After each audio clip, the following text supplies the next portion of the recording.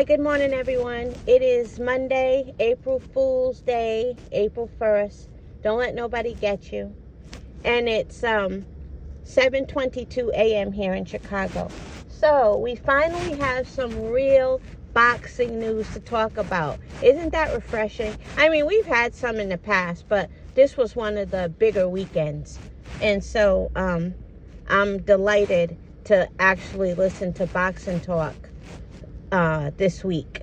So we're going to talk about the fights. Then we're going to talk about, the whole Bud versus Spence thing and what my opinion is. So Fundora made it happen. He elbowed Tim Tszyu, right? Gashed his head up. Tim Tszyu had issues with a really nasty cut. His corner made a decision that ended up being very detrimental to him. Like, Tim Tszyu really fucked some money up. Big time. He really fucked some money up. Poor guy. His corner made the wrong decision with him continuing with the fight. And but I will also say this. So when Tim Tszyu gashed, he was fucking Fundora up. Like, he was gonna stop that man, in my opinion. And then he got gashed in the head. Fundora's nose was busted up. But Fundora really took advantage of the advantage he had. Just with jabs. His height and his jabs. He used his height well. And he got more and more confident. And I don't know what Tim Tszyu's problem was. I mean, I know his head was fucked up. But why was he fighting so safe? Like, you could tell he didn't want to get dropped or beat up. So he was very cautious. He didn't really risk getting inside. Like, he let Fundora kind of hold him at bay. He got inside like a few times, but I feel like he didn't really go for broke. And these people think he would have been a challenge for Bud. Bud would have gotten inside. Bud would have gotten inside and fucked him up. Like, Tim Tszyu didn't do enough once he was injured. I mean, if you're going to keep fighting and you see, this is the thing, Tim Tszyu saw like at least a good 3 rounds where Fundora had it under control. So why didn't they make the decision, you know what, dude, just go for it. Just go for it. If he drops you, he drops you. If he stops you, he stops you. That's the mentality they're supposed to have. Tim Tszyu should have got in there. You already know you can fuck him up. You was doing it before you got gashed in the head. So what was with all the caution? How did, maybe he was hoping it would go to the cards and he'd win. That's the only thing that maybe makes a little bit of sense. But Tim Tszyu really needs to be held responsible for how he fought after he was injured. Because at the end of the day, he continued to fight. And he just couldn't come through. He just couldn't come through. Again, if that was Bud, shit. But anyway, so that's what happened. Congratulations, Fundora. And I'm so pissed I didn't put any money on Fundora. That was some good money, you guys. For those of you who bet for Fundora to win. And so that's that. And then congrats to Lara. You know I'm happy about that. Lara did his thing. And so that was good. And then who else? Pitbull. Okay, Pitbull proved me wrong. He proved me wrong. It's not that I really, really thought Rolly would win, because Rolly's a clown. But I just don't like Pitbull Cruz. I felt he was overhyped. I always felt he was overhyped. And so but watching how he destroyed Rolly Romero, man, he fucked him up. Like, I got to give him his credit for that fight. I don't know if the fact that it was Rolly had a lot to do with it. He wouldn't have looked like that against like a Devin Haney or anybody like that. But not to take credit away from him, he still, he did what he was supposed to do. So, he proved me wrong. I'll give him a little more respect, because I do not like Pitbull Cruz. When I was at the Bud versus Spence fight, I was so underwhelmed by his performance. It just, I don't know, I was like, this guy's a joke. But let me give him his credit. But Now they're going to act like he's the end-all, be-all at 140. You watch. Because all they care about is money. And they keep trying to tell people you need a black and a Mexican together in the ring to make money. 2 blacks won't sell. You know, they'll try all of that. So Pitbull beating up on Rolly, that's going to be a huge deal now. And I'm still probably not going to like Pitbull because they're going to use that fight once again to overhype him, you know.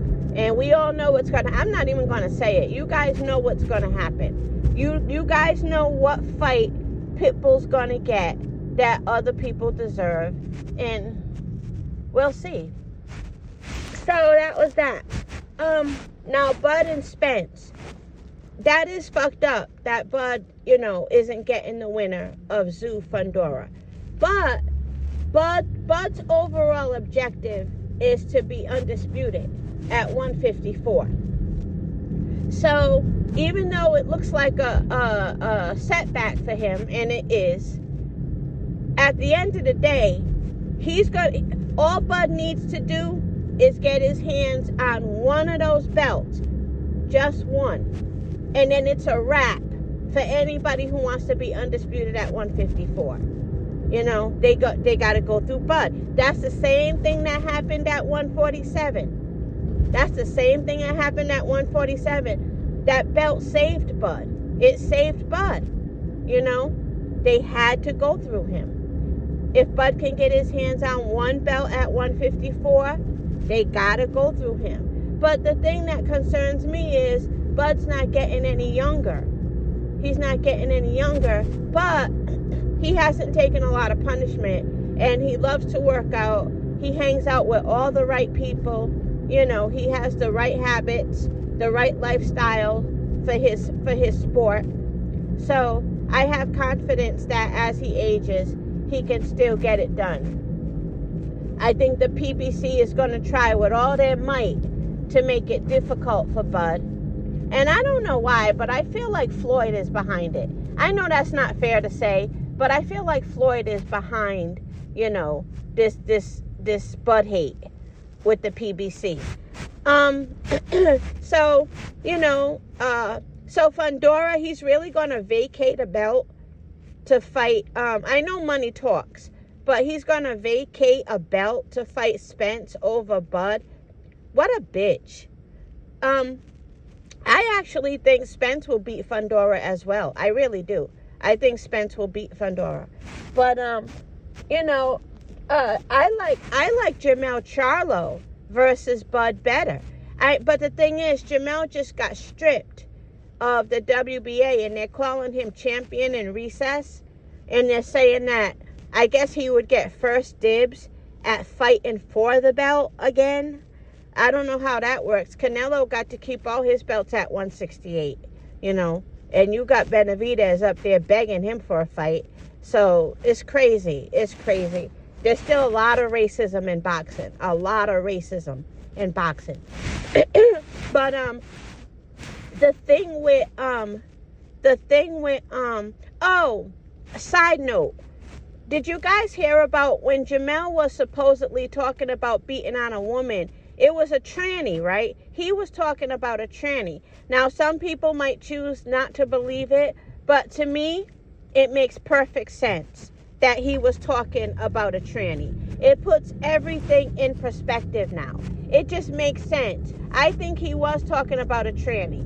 Some tranny he knows, you know, I guess he considers himself a woman, but he still has that male strength or something like that. I don't know. That's just a side note. That's just my opinion. But back to Mel being stripped of the WBA. So that means he can fight Bud for it, right? And you know, if I were Jermell has some serious redemption to do for his career. He has to redeem himself, you know. I would love Bud versus Jermell over Bud versus Fundora anyway. I really would, but I don't know. I just feel like it's a little too soon to panic. Because Bud just needs to get one of those belts and it's a wrap. for anybody else who wants undisputed, because they're gonna have to go through him. But Dante said that, I forgot what he said, but basically Tim Tszyu, he had planned on doing the same thing. They had planned on backdooring, I don't like that term, backdooring. They had planned on doing Bud dirty for Spence over Bud too. Tim Tszyu's team. I didn't know that.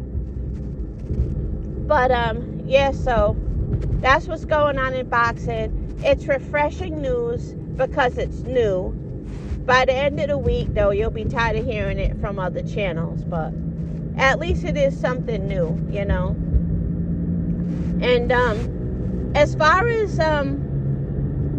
you know, Errol Spence getting the fight over Bud,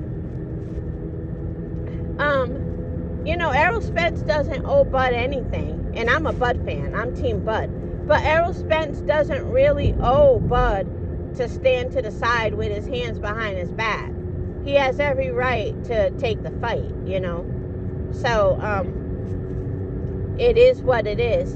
And then, Bud was telling him by Twitter, you know, you got to wait your turn, sir, and you look like a linebacker or something. And Spence responded, yeah, I don't really, Bud told him, you got to wait in line, sir, and you're looking like a linebacker up there, or something like that.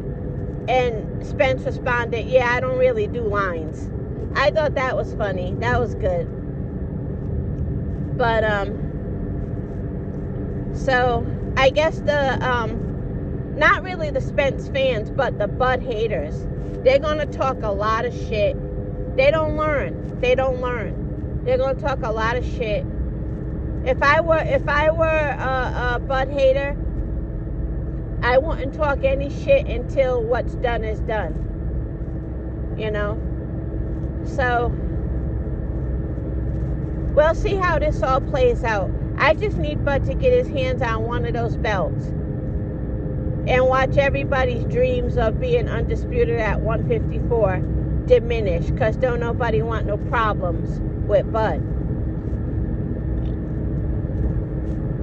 But tell me what you think. That's all. Have a good day, everyone.